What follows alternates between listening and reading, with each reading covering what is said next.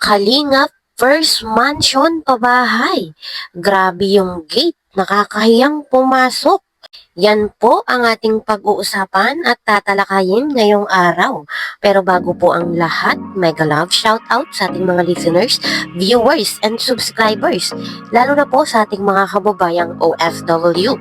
Kamusta po kayo mga kalingap? At kung bago ka pa lang sa aking munting YouTube channel, huwag ka nang mahiyang mag-subscribe, like, share, and comment.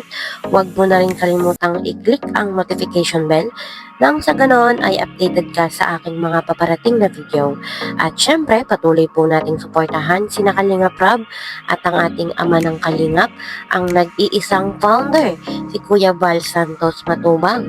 Kung maaari po ay no skip ads, nang sa ganon ay mas marami pa tayong malingap na nangangailangan.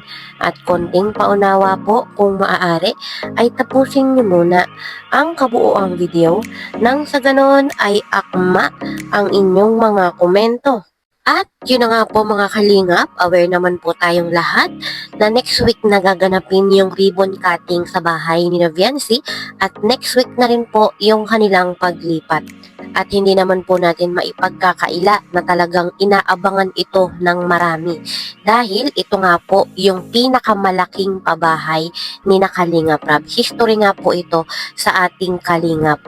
At napakalaki po talaga nito mga Kalingap at napakaganda. Ito nga daw po ay record breaker. At kung napansin nga po natin mga kalingap, ay halos kinokumpleto na yung mga kagamitan. Binibilhan na ng mga appliances, pininturahan na rin po yung mismong balcony ng color black. At napansin nga po natin talagang ang ganda pong tignan. At meron din naman pong mga ilang sponsor natin ang nagbigay na at nagpaabot ng mga appliances. So, konting-konti na lang po yung mga idadagdag doon. Kaya po ready to lipat na.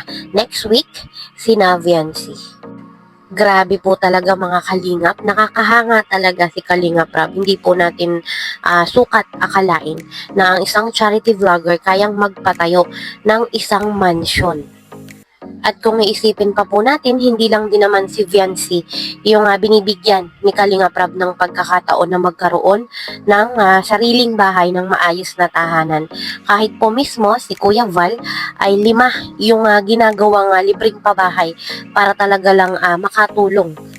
At sa mahal ng mga bilihin ngayon, nakakatakot pong gumastos. Kaya po, saludo po talaga sa mga charity vlogger na handang tumulong sa mas nangangailangan. At sa kabilang banda nga po mga kalingap, ay marami pong nagsasuggest na sana nga daw po ay lagyan ng gate yung bahay ni Viancy. At kung napansin nga po natin, ay magandang lagyan talaga ng gate yung bahay ni Viancy. Lalo pa nga po, at napakalaki po nung espasyo. At alam naman po natin mga kalingap na pag malaki yung bahay, kailangan talagang may gate para sa safety. Lalo pa nga po at kilala yung pamilya ni Viancy. Maganda na rin po yung nag-iingat. Kaya kailangan po talagang may gate yun para po secured sila. Yun lang naman po mga kalingap ang hindi dapat talaga nawawala pag malaki yung bahay. Yun pong gate at saka fire exit. Lalo pa nga po at meron pang mga maliliit na kapatid si Bibi Viancy. Although alam naman po natin na lalagyan po talaga yon ni Kalingap Rob ng gate. Siguro hindi pa lang po priority dahil sobrang busy po ng kanilang schedule. Siguro soon, meron na rin siyang gate. Kaya abangan po natin yan mga kalingap.